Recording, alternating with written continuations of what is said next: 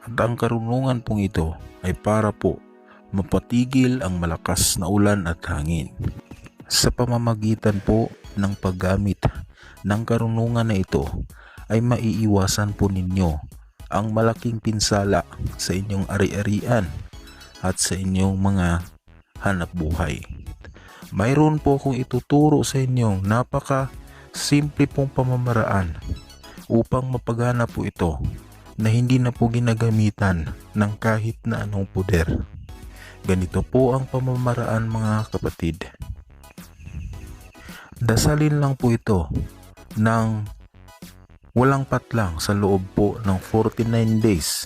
Dapat sa umaga at sa gabi ay inyo pong madadasal ang salitang ito.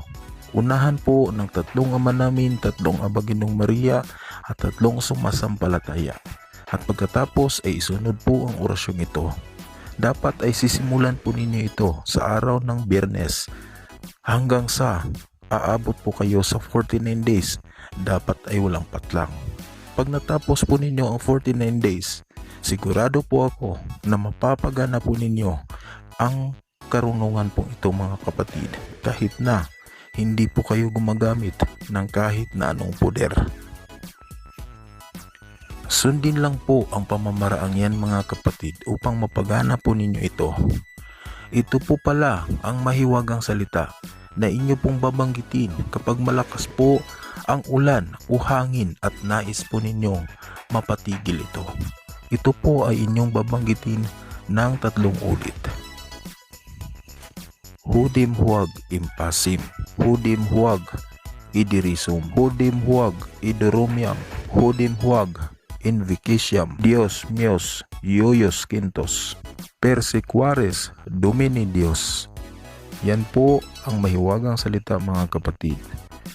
Banggitin ng 3 ulit at pagkatapos ay hipan po patungo sa ibabaw o sa langit.